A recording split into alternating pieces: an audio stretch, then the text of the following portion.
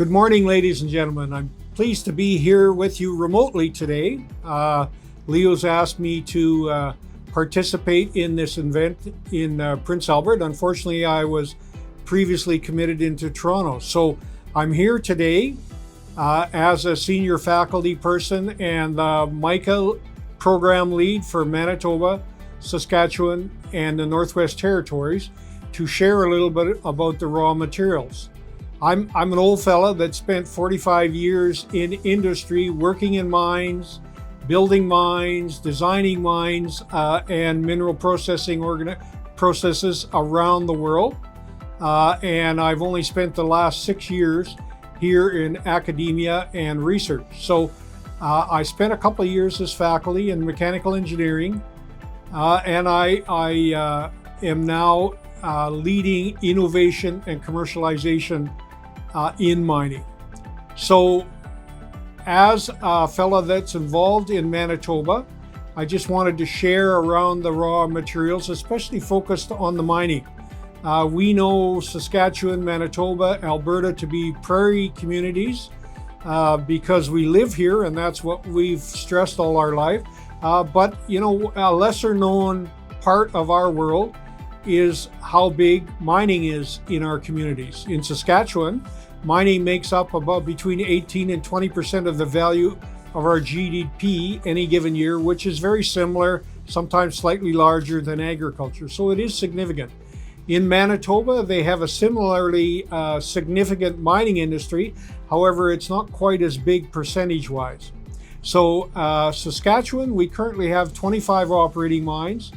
Manitoba has, at this point, 8 designated mines, but we know that 3 of them at least are in care and attention, which means they aren't operating day to day, and someone's looking after them to make sure they don't flood or don't fall apart. So we'll focus mostly on the mines that are running because that's the important piece. In Manitoba, they have right now 4 groupings of mines. So there's a couple mines in Thompson, Manitoba, which is up in the northeast. It is mostly focused on the nickel business, but they're also processing out of that same ore they take out of the ground various other base minerals. The second grouping is a couple mines operated by a company called Hudson Bay Mining and Smelting. They're a little bit south of the Thompson mines and quite a bit west. In fact, they slip right over into Flin Flon, which is just about on the border between Saskatchewan and Manitoba. And it's actually quite a bit north on the Saskatchewan side as well, what we think of in terms of mining and where the people live here. So Flin Flon is probably a little bit north of La Ronge, if you can get that in your head. That's sort of the location context. So what we see in Manitoba in terms of geology is the top just about half is very hard rock.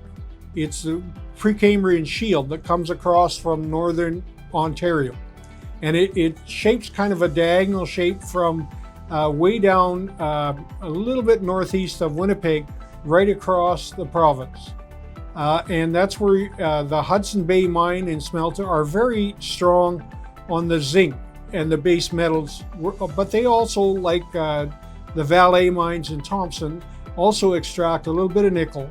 And both these 2 camps, mining camps I'll call them, also reap a little bit of silver, a little bit of gold, and other hard rock based minerals from the ore that they extract.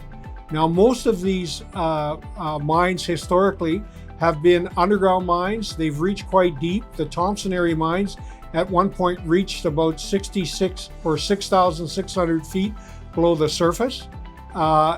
The Hud Bay Flin Flon mines originally were that, and they've moved more to near surface mines, sometimes open pit mines, as the life progresses. So the Hudson Bay mines that are currently operating were opened in 2020 and 2024. Thus, their new findings, they're fairly shallow. And we also find a third camp which I'll call tanko mines, where they're nominally mining tantalum. And the tantalum is basically related directly to cesium they find there, which is a rare earth. So we would today call that a rare earths mine. And in the move to electrification of our cars, of our homes, of our industries, rare earths are becoming more and more important. They're not the actual filler of the battery, but they're used quite frequently in the cathode and anode of the batteries, the ends that get plugged into your car electrical system, and or more often, they actually are used as the magnetic component related to the windings in the electric motors. So generally they're part of your electric motors. All these components also show up in computers today and in other parts of other types of batteries. So the last element geologically of the Manitoba horizon is they have a very early phase development, just called a pilot mine now, which is a very small scale solution mine.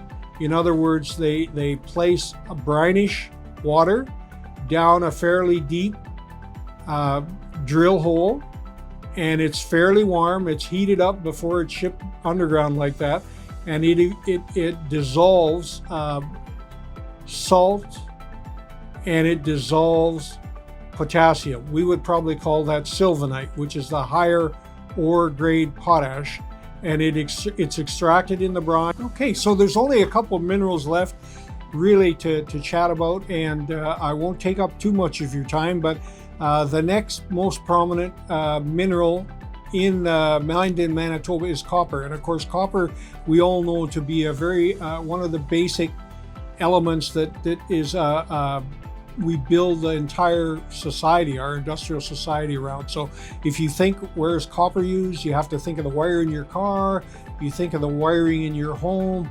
and you think of even something as simple as most of the plumbing in most of your homes, older homes anyways, aren't plastics. They were originally copper. So it's a very important mineral in our industrial society. And the last element, of course, we would like to have some jangling around in our pockets or maybe hidden away in our bank accounts, is gold. And in Manitoba, they mine about 1.9% of all the gold in Canada. So it's not nothing, and it represents quite a few dollars. I think I'll just wrap it up here now. I've tried to share what I know. Leo got a hold of me because I'm the Mining Innovation Commercialization Acceleration Fellow who invests in innovation projects as part of a team of 7 companies across Canada. And I love to share stories about Manitoba because that's where I had my first mining job 51 years ago, if you can imagine. Still working after 51 years. In 1973, I went as a young engineering summer student to Thompson, to the mine I mentioned to you there. The company there mining it now is Labbe, but it was an Inco. It was a Canadian company called Inco at the time. And oh my God, if you think of an experience for your first job, think of one where there's no light. Think of one that's cool, about 65 degrees all the time, very wet, and where you have to really work hard. It's not for the faint of heart, but it's very rewarding, and it provided me the opportunity to pay my bills when I went back to school. I'm just sharing because I know there's a big crowd of students here. Make sure you save your summer job monies, and I paid for my university this way. Had a very, very enjoyable, very exciting career for, as I said, over 50 years now, and most of it all in mining. So enjoy the show. I'm hoping Leo and the gang are looking after you. And that's it for Paul. Out.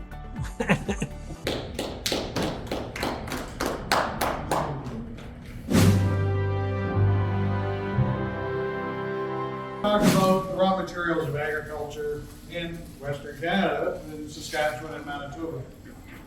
We have this thing called Liebig's Law of the Minimum, and I use this a lot in what I do. As a forensic hydrologist, I go look at crop damage. So try to determine what your yield is. And Liebig's Law of the Minimum is when there's several factors at play, like different fertilizers. Whatever is the limiting thing is going to limit that. So if you got lots of nitrogen, but you have no phosphate, and this one here, no potassium, the highest yield you're going to get is what the potassium is going to allow you to get to. Right? So that's Labbe's law of the minimum. And I use that over and over and over again. And I'll give you an example. They had a dispute with their herbicide company causing damage in their field. There was some peas. Thanks. And I got called in because the farmers thought the chemical damaged the peas.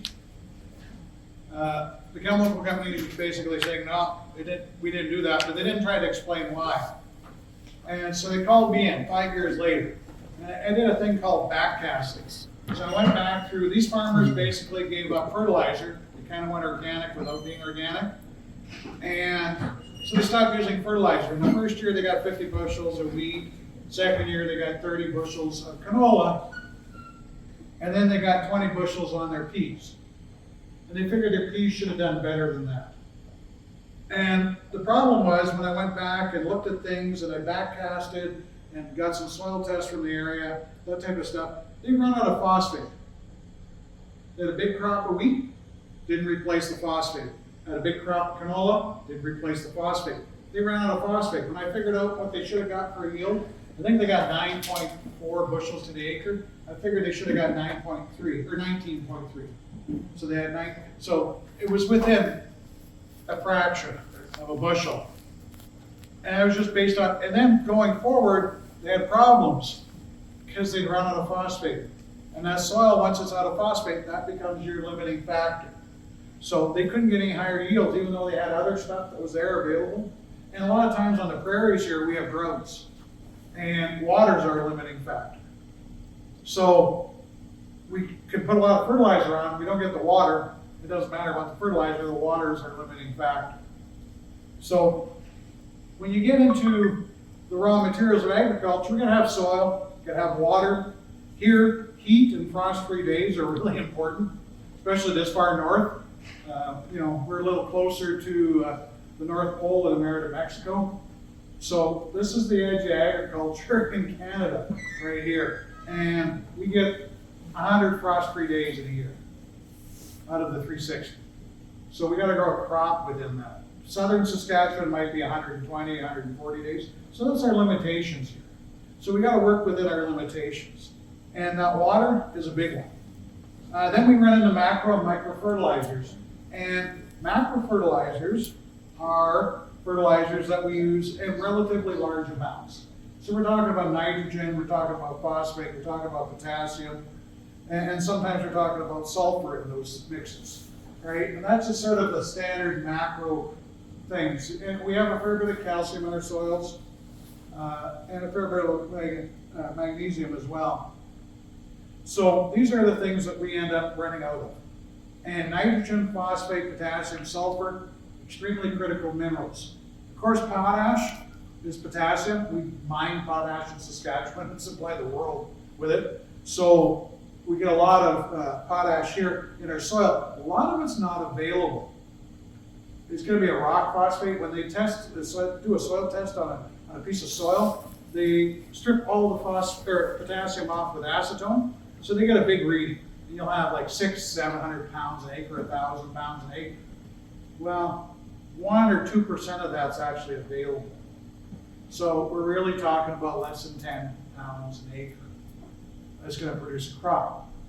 So a lot of the fertilizer manufacturers, instead of dumping on rock potassium, they're going to put on something that's more soluble, more available to the plant, and you can actually make a big change with that. And so that's where a lot of those type of things come in. Calciums, there's lots of people running around trying to sell farmers really expensive calciums. The kind of snake oil people.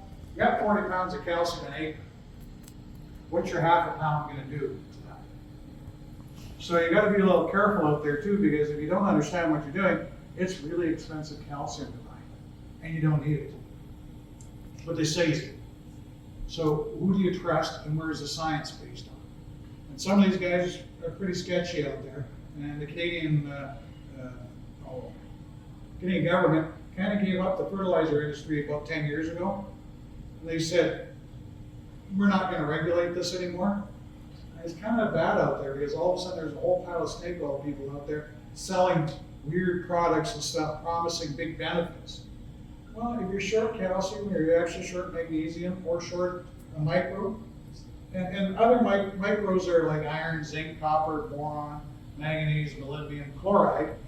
A lot of times chloride comes in with your potash. So you don't need too much chloride generally. Copper and boron are two micros that we do run out of. But it's really hard to put out dry copper or dry boron. Where you put a speck of dry copper, it kills everything around it.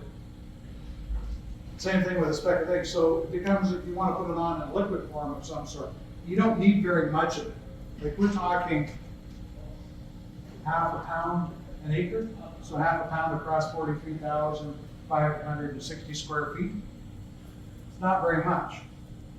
So, and you know, if you're dealing with hectares, I'm not sure what system you guys, probably hectares. That's half a hectare, you're putting on half a pound, which is a quarter of a kilo. So you gotta distribute that uniformly across the field. But if you put it where there's no plants, it doesn't help you. So you probably wanna put it in the seed room. So how you apply these things become really, really critical. Copper and boron. Copper is important for wheat here, and boron is important for canola. Without boron, and a lot of these micros, there's enough in the seed from one year to the next that you don't have a shortage. But if you're growing wheat or barley and you're using your own saved seed and you're short of copper, that seed's now short of copper. And no matter what you do, by using your own seed from the same fields that are short of copper, you just augmented the problem. Like molybdenum, it took 3 generations for them to learn. That was the last essential nutrient that they found. You took a tomato seed, grew it 3 times out. On the 3rd generation, you finally start seeing a shortage of molybdenum. So you don't need very much molybdenum or moly, as we call it. So it's really important to understand how things work with your crops. And so doing regular research on what these minerals are doing, and not just snake oils. I remember being at a farmer meeting one time, and elemental sulfur,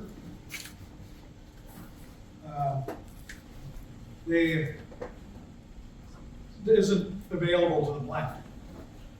But it's really cheap as a derivative from the oil industry. You get pure sulfur, it's like 90% sulfur, and you throw it on. I've seen fields where these little half moons, they pour molten sulfur into a conveyor, and it pops out at the end and it makes a little half moon. I've seen 10 years later that half moon is still there. Hasn't broken down a bit. Guys, it's cheap, but you're also not getting something that the plant can use, at least for 10 years. So by putting that on, are you helping the situation or making it worse? It could in the long run, depending on how it breaks down. So macro nitrogen. So this is our biggest thing that we need for crops. And in the past, people would put on nitrogen and they get big yields. But why do you get those big yields? Well, you got dry nitrogen at 4600. You got anhydrous ammonia at 82%, 8200. And you got UAN liquid at 2800. They all have different benefits and things. Right now, the guys are out on the fields putting down anhydrous ammonia. So it's a gas they inject into the ground, seals up the item. In the States, there's been lots of seedy people. If you put anhydrous ammonia, in the band where you put the anhydrous ammonia, it kills all the microbes. But within 2 days, usually within a day, it's all come back because there's a whole pile of nitrogen that they can eat, and they come back, and they actually do better. So they use it as a thing to drive farmland down around cities where they speculate and they mess with farmers. They get them to sell their land cheap. The city's going to expand into it, which they're going to pay big bucks for, and they sell it to a developer, and the developer doesn't care about the land. He just wants to sell it to put houses and factories and whatever else on. So there's a whole pile of rhetoric around anhydrous ammonia. So understanding this stuff is really critical, whether you're going to have any problems or not. Organic matter in the soil. Normally in Saskatchewan, we got about 2 to 4% organic matter. It's not a huge amount. But that releases about 9 pounds an acre of nitrogen each year. So if you've done a really good job of bringing up your organic matter, you're also bringing up what nitrogen is going to release into the soil. So there's a number of things you can do to do that. And I've seen soils that were less than half a percent organic matter 40 years ago are now at 2%, at 3%. So they brought them up. And it also increases the holding capacity of water and other nutrients and little organisms for microbes and bacteria to grow. And legumes, this is the cool thing about legumes, and they're trying to transfer this technology to wheat or corn or anything else. They have a symbiotic relationship in the soil with a bacterium, and it produces these little pink nodules. And that's how you know they're doing well, because they got a whole pile of nitrogen in them, and they're very pink. And they're on the side of the roots. So when you dig up a pea plant or a legume plant, you can see the nitrogen. So in Saskatchewan, we don't put nitrogen with our peas or lentils, because if you do, the plants get lazy and they won't produce that nitrogen out of the air. So you're putting on a commercial nitrogen where you don't need to. So most people don't put on nitrogen with their lentils or peas. And it'll actually produce about 50 to 70% of the crop needs. Your organic matter is probably going to produce whatever else it needs.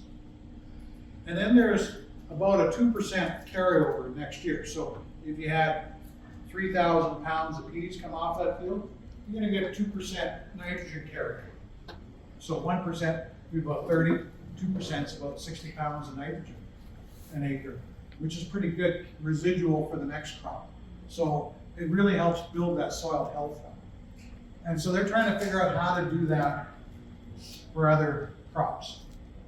And the bacterium really like lentils or legumes. They don't like other ones, but they're learning. They're going to figure out how to do it, and I'm sure they're going to do it. So all of a sudden, the guys that make nitrogen aren't real happy with that technology, because if they can create their own from the air, let's take the nitrogen out of the air. That's awesome. Phosphate. So this is, when I get organic farmers, they'll phone me up, and for 20 years they've been organic. And now they can't get yields off their crop land. And they phone me up and say, hey, why can't I get a yield? And I go, did you use a soil test? And he says, well, we don't need to because we're organic. And so he says, everybody needs soil tests. Because until I see a soil test, I don't know what's going on in that field. It's not very expensive, $30 to $100. Get you a soil test in the field. It can save you thousands of dollars in fertilizer. Almost all of them, they depleted the phosphate of their soil. If you don't have cattle, and a lot of the organic guys don't anymore, that's how they got the phosphate back in the field. It's really hard to get organic phosphate. You can get organic nitrogen, and you can get organic potash, and even sulfur, but phosphate doesn't have a real good phosphate thing. So getting those type of things is really important. And we do have a fair bit of phosphate in our soil. Most of it's not available again. So those little microbes, if you can get them to live, a lot of people will put like molasses down with their seed row, or put little bits of bacterium and stuff. And those little bacterium, or put little carbon nanotubes in the soil. It's called humic acid. It's off the edge of a coal mine. It's coal that doesn't burn. And if you grind it all up, it creates these carbon nanotubes. It's the perfect size for those little critters to live in. And they go in there and they got a bunch of houses in the row, so they like living in the row. And they break down more of that rock phosphate that's now available. However, that's just mining your soil, because there's no more rock phosphate being put on. So you always got to keep careful of that balance of, whatever crop you're taking off. If you want to take a big crop off, you need to be putting the fertilizer back in so that you're not wrecking the soil. Because if you deplete the soil completely, those little critters got no place to live. That's your soil health. Your organic matter goes. And that's what they did for years in Saskatchewan. Every second year they summer followed. Didn't realize that was a bad thing. But when they summer followed the field, they broke down a lot of that organic matter into nitrogen, more than it would normally break down. So they got a bunch of nitrogen, it's a big kick of nitrogen. But then there's nothing replacing that nitrogen in the soil. And we actually just up to the 1970s, we really destroyed our soils here. The 30s weren't so good either. There was a lot of dust storms and stuff, and things blew away. You can still see fence lines in the prairies where the fence caught the dirt, but lots of it washed away, and that's gone. Once it gets into a river or creek, it washes away. So you lose a lot of that product land. So that's always one of those things you got to worry about. Rock phosphate, organic guys like putting our rock phosphate down because they can do it. Doesn't really help unless you have a way of breaking down that rock phosphate. So you need to put a critter in there with it or something or other so it'll break down. So there's lots of rock phosphate. There's a whole mountain in Idaho is rock phosphate. That's where they make commercial fertilizer out of. They've taken about half of that mountain in. There isn't that much phosphate in the world. So where are you going to find phosphate? Well, there's cities. Everything we eat is fertile, as these nutrients, it goes through us. We should be recycling all that, not dumping it into the river like we do here in Prince Albert. We should be recycling. And Saskatoon actually recycles their waste and they turn it into fertilizer. But it's expensive. But as the price of fertilizer has gone up, it's not so expensive anymore to recycle that. And then you're not creating a problem in your rivers and lakes. You know, cities along the oceans, Vancouver, it's terrible. What they do there, they just dump raw sewage into the ocean. Montreal does the same thing because it's easy. But it creates a whole pile of problems in the ocean as well because now you put a bunch of nutrients there and either a whole pile of bad microbes come in, blue-green algae, different things like that happen on the farm, the sloughs and stuff. We had lakes here where you can't swim in the lakes because of blue-green algae. Bloom because of fertilizer runoff from the fields. So, you know, but lots of these things can be mitigated by incorporating the fertilizer, making sure it's not running off. So there's a bunch of different things there. Potassium, of course we like talking about potassium in Saskatchewan. Yes, we supply 70% of the world's potassium. Right? We're shipping, when you see the rail cars out there, there's a lot of oil, but there's more potash going out, and grain. The potash and grain is about equal. At certain times of year, the potash should be higher than the grain. Usually it's grain we're shipping up, but we're shipping a lot of potash around the world. So we have lots of potash. Got a brother that works in a potash mine outside of Saskatoon there. That mine goes for 30 kilometers underground. They run into other mines now. They have to go in different directions. So we have lots of it. Our soils are usually rich in it, but as we increase the amount of crop we're taking off, if we don't replace the potash that we're taking off, we start running out of it as well. So it's one that we don't worry so much about, but we've been doing some pretty high intensity agriculture for the last 20, 30 years, and you can deplete that as well. Sulfur is another big macro, and this one is really important for our canola crops. And Manitoba grows lots of canola. They also grow corn and soybeans, and I'm going to talk on those things a bit later on. But the sulfur, we've got different types of commercial fertilizer. Manure is one of those things that puts that back in there as well. But it's really required for the blooms in canola. So if you don't have sulfur, most crops, sulfur is, if wheat has it, it'll use it, doesn't really need it. But canola, if it runs out of that, the crop looks really bad. And it's like 5 pounds an acre, that's it. And you got a problem because it uses so much sulfur. So the Canadian Fertilizer Institute went through, this is about 20 or 25-year-old data, and then there's a newer study, but I used some numbers from both of those. And they know how much it takes, approximately. And I put it into this chart here. So this one here, we've got nutrient uptake. So wheat, this pounds per acre, or pounds per bushel on the left-hand side. So wheat, canola, peas, corn. And the first one is nitrogen, next one is phosphate, then potassium, and then sulfur. So you can see canola sulfur way up there. It's about 3 times as much as other crops. So you really got to watch that sulfur when you're growing a canola crop. Now corn actually doesn't use up too much compared to other things. Like soybeans needs a lot of nitrogen, but they create their own nitrogen as well. So they'll make about 50% of their own nitrogen, but you still gotta put nitrogen on soybeans, and they have that residual nitrogen as well. But look at the phosphate use on soybeans. And the normal rotation in the world is corn, soybeans. They might throw in winter wheat in there. My brother in Kentucky, they grow winter wheat. When the winter wheat comes off, they put in soybeans.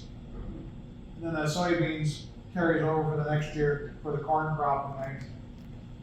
Corn is a warm season plant. I grow corn here myself on my corn maze, but it's not the corn that everybody really wants. It's a very short season corn. But corn out yields anything else on the planet.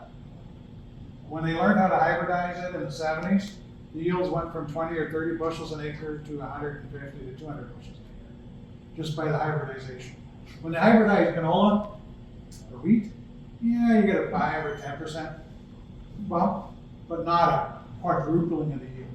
So corn, like, nobody grows corn that's not hybridized.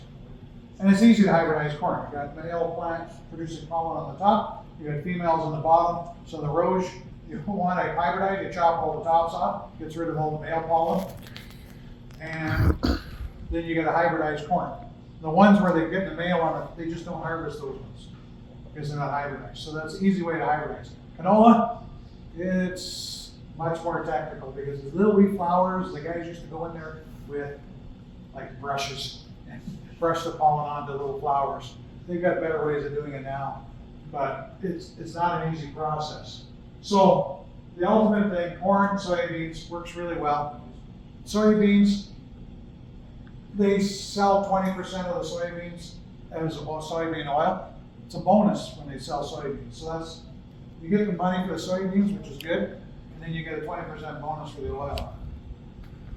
Corn, it just yields everything. It's 10 to 20 metric tons an acre you can get off of corn.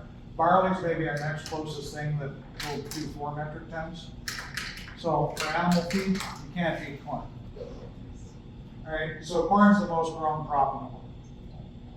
But it's also the highest yielding crop in the world as well. So, and now this chart here that's the uptake, what it needs to take off. This is what it actually removes.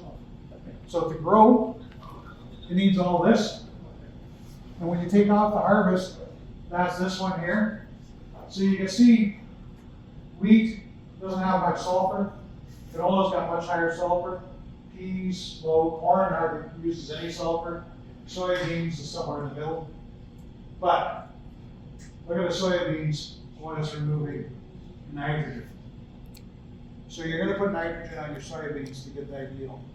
Because if you don't, and it's over 3 pounds a bushel, where you get something like wheat, 1.5 pounds per bushel. So your yields are going to be based on how much you eat canola. Guys, when they grow canola, put a lot of nitrogen on it. Because they want a 50 bushel crop. And when you look at that chart, that's 2 pounds of nitrogen that they're going to remove. So they need 100 pounds of nitrogen on that field to get that 50 bushel crop. We had, it was kind of weird, 2015, we had an early snowfall, like really early. And it was a foot of snow, so the entire prairie's got that foot of snow there. The ground never froze underneath. Normally it freezes every year, nothing happens much in the frozen ground. But in that ground where that phosphate was sitting, the little microbes kept mineralizing until March. That's when it froze up, and then it thawed out in May. So all winter it mineralized. And they had a bumper crop in 2016. Nobody's seen a bumper crop in Saskatchewan for 20 years. They couldn't figure out what was going on because phosphate is the most expensive fertilizer, so it's the one that people are going to cut back on first. And phosphate fertilizer breaks down over 3 years. Whatever you put on this year, it's helping the next 2 crops because we crop every year pretty much. So those microbes breaking things down, the next year everybody had a bumper crop, which was another 10 bushels an acre than they normally were expecting.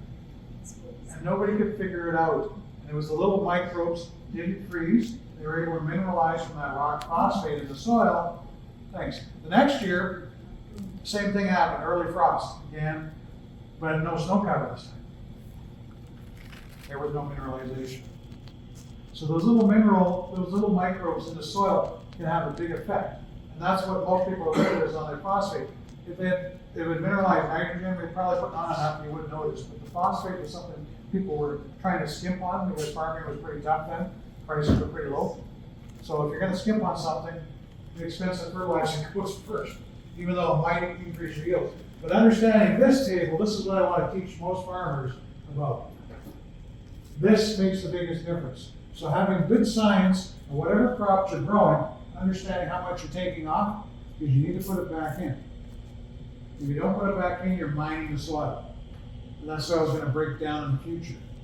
And that soil here is 6 inches of topsoil. That's all we got, or less. And if we break that down, it's hard to rebuild that.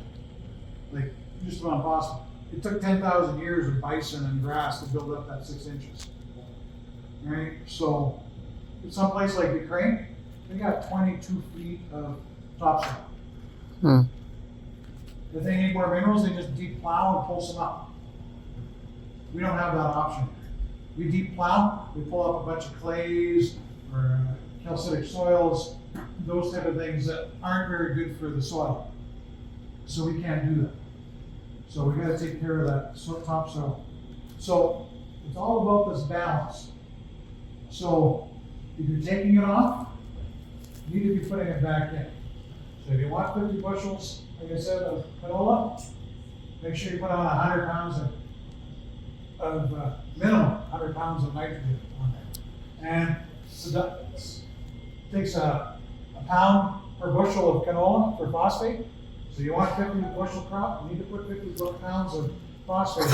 You need to have been doing that for a few years, because like I said, that 50 pounds, only a third of it's available that year, and it takes another 2 more years for it to break down. So you gotta be treating the soil good for a while for that one to work. Same thing with potash, it takes 3 years to break it down into a usable form. So all of these things, sulfur is usually available right away, except for that elemental sulfur that I explained. So coming up with that balance, how do we do that? We don't want to deplete the soil, because that's really bad for our soil. But we don't want to overload it either and cause problems into drinking water, lakes, where people are going to be swimming. Farmers, there's not very many farmers. 1% of the population feeds 99% of the population. I'm not sure what it's like in Nigeria, but I suspect it's not quite that high. So the people around the lake have the votes in a democracy.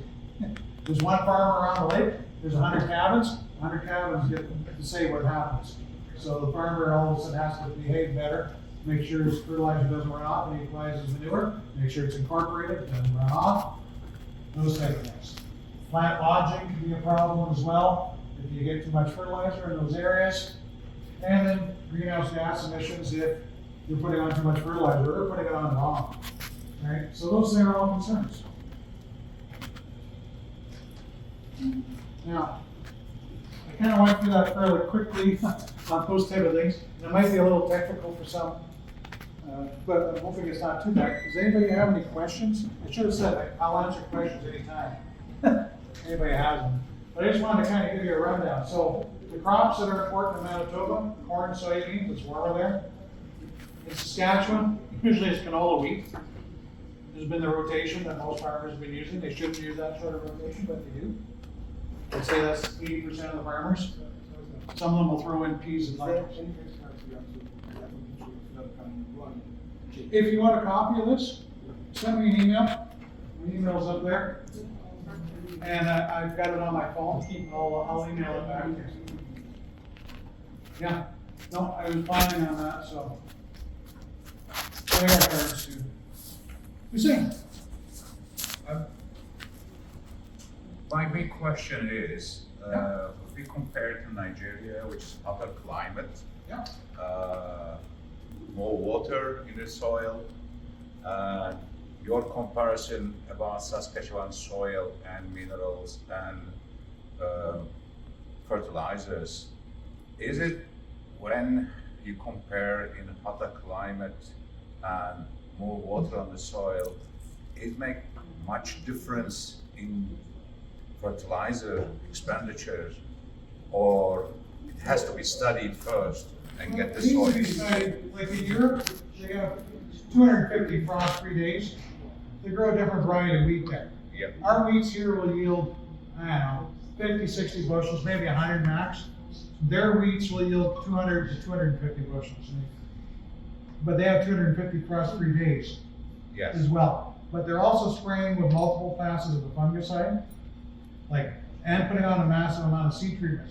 Because as the crop lives longer, it's more susceptible to disease and insect pests. Yes. And especially as you start growing, and everybody talks about monoculture being bad. Well, an orchard's a monoculture. The trees don't change ever once you plant them. There's nothing wrong with an orchard. Yeah. Right? But they need to be on top of their problems.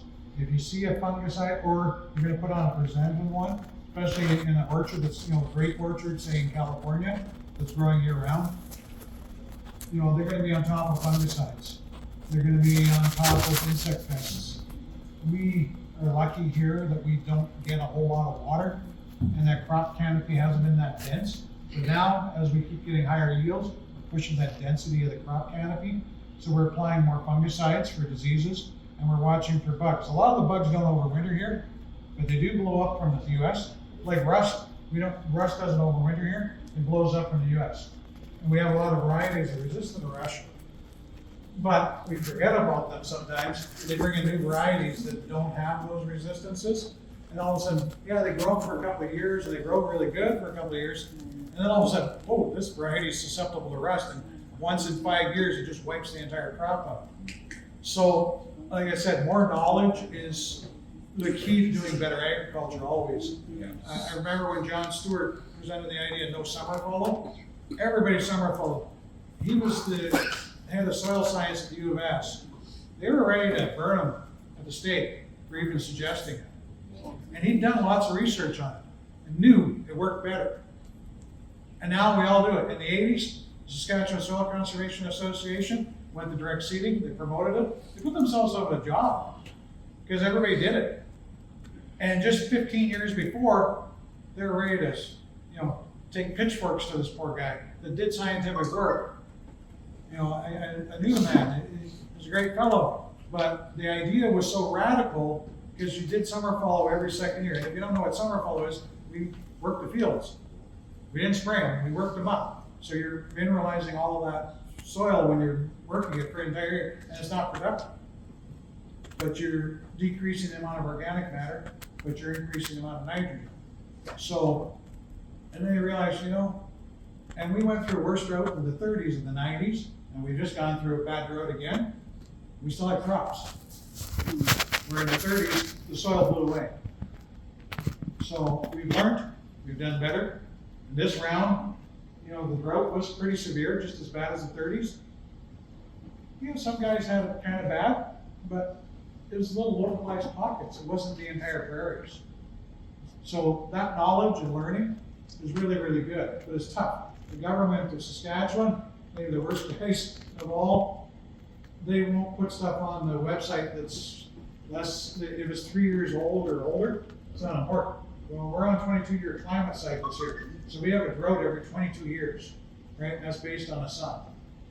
Everybody in the world has that same climate cycle. It's what the sun does. So every 22 years, we go through a bad drought on the prairies.